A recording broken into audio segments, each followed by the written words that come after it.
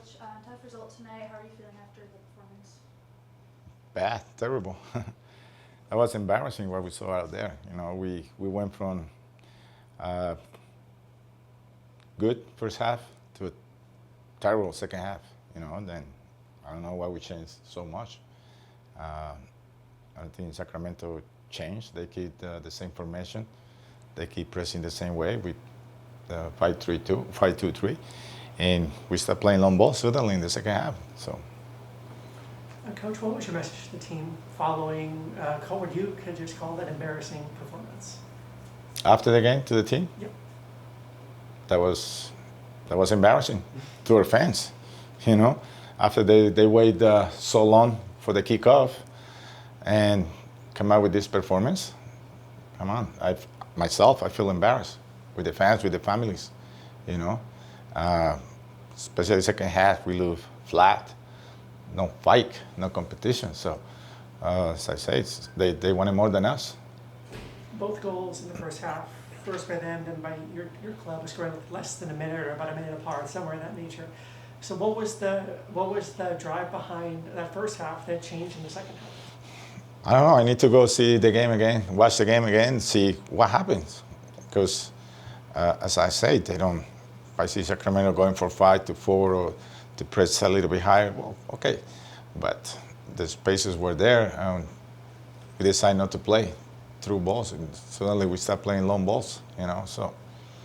I believe that one of your guys, I can't remember off the top of my head, was taken down the box.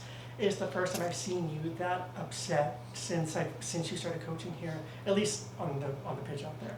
So what was it? In the first half? Second half. So what was it about? One of their players? One of your players. Got it. Yeah, was taken down the box. So what was it about? Was it the team's performance in the second half that was upsetting you? The blown call by the official, or just a combination of everything? No. I was pissed off for my players' performance. Simple plays that they don't realize what to do or be proactive. Now in the first half, I got pissed off on Mitch's yellow card. First of all, I think it was a good tackle. Secondly, okay, if you see there's a foul, okay, there's a foul, but not for a yellow card. There was face-to-face, never kick from behind or anything. It was face-to-face. Even Sacramento player got up and continued chasing the ball. And suddenly he said, oh, free kick, okay, I take it. If he make a mistake or if he see the referee see there's a foul, okay, call the foul. But the yellow card, come on. And then he starts showing yellow cards all over for our players. But that had nothing to do with the result, I think that's on us. That's on us. The result is on us. I don't know what's going on. It's the fourth game we lose at home. I don't know, but second half, very flat. No energy. Was totally different than the first half. Last question for me. So going off of that, you just said you know what's going on at home, fourth loss in a row at home. So as you said before, prior to this match, you've been saying in matches previously we've spoken to you, like we want to make this place unfortunate. We want to make this place difficult for teams to come in here and play. Your players have also said it to us as well. So, and obviously on the road, the performance is much better record-wise on the road. So what is it about at home that it seems like things are just not clicking for your club? I don't know if it's the responsibility to win the game, because at home, you must go for the game.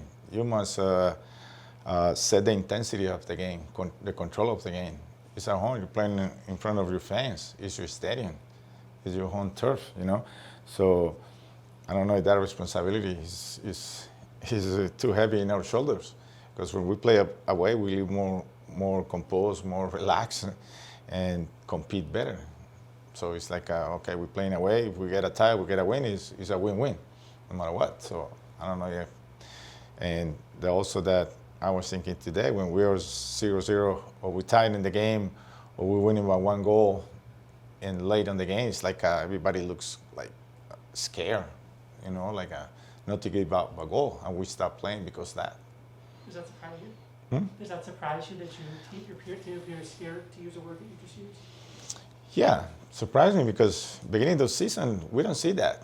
We don't see that, Beginning of the season, we don't play the best football, but we get the results, and always in teams, professional sports, there's two ways to get points, whether playing good soccer, good football, or fighting for those points. Even if it looks ugly, but you hold the results. On the, I think on the decisive goal, on the one that gave the Sacramento back to the lead, the go-ahead goal, then it had a 1-on-1 on Sanchez. Was there like a breakdown on the defense there?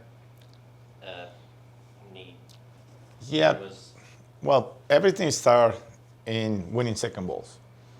You know that I remember that goal well because there was a clearance from the back, and we don't fight enough to win that second ball.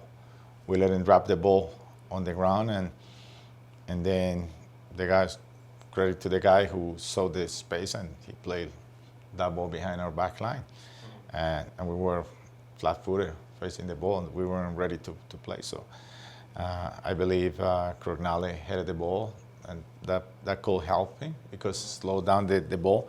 Otherwise, the ball we're going to reach her. So, but it is what it is. As I say, second balls are important. The first half we were doing that. We had control of the game. We had 68-32 the percentage, the possession, and second balls, shots on goals, we overplayed, and then suddenly in the second half everything changed. Like you've alluded to, the performance tonight just not quite good enough. Was there anything, obviously hindsight is 20/20, but was there anything maybe that you saw in the build up to this, in training this week, that now you're looking and saying, maybe that was a sign that this was going to happen? No, because if that happens since the first minute, I say, okay, that's something happened during the week, or they don't get it, the way we train, the game plan, they don't get it 100%, but they do it perfectly in the first half. So whatever we practice during the week, that's what we did. We're gonna find the spaces wide, the way they press. Why is with the wingbacks. The wingbacks every time never get the ball. Wingback was 25 yards away, so plenty of time to receive the ball and then play, switch the ball to attack. That's what we were doing. If they start pressing and the center back start following Jorge or Juan, then the space is behind, and that's how we get the ball. Diogo have a shot on goal. Jorge got there. Diogo crossed for Luke. That was the game plan. If they start sending the center backs, and then there's a space to run. That's why we get those chances in the first half. Then suddenly in the second half, we start playing the through balls. So if you tell me by the second half, yeah, they don't get it during the week or what we practice, so how we play in the first half, that told me that they knew what we were doing. So how do you think that happens then, that they got the game plan right in the first half and then somehow forgot it in the second? Yeah, that's a question I'm making myself right now, and that's what I told him.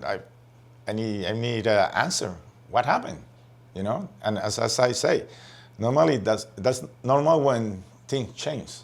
Like, okay, they went to play this formation to that formation. I say, oh, okay, now it's different because we practice against 5-2-3. Oh, wait, they're going 4-4-2. That's different. So we need to adjust during the game, but they never change. So I don't know what happened. So I say, I need to watch the game tomorrow, Monday, and then see, well, why we changed, why we were afraid to play, why we quit to play.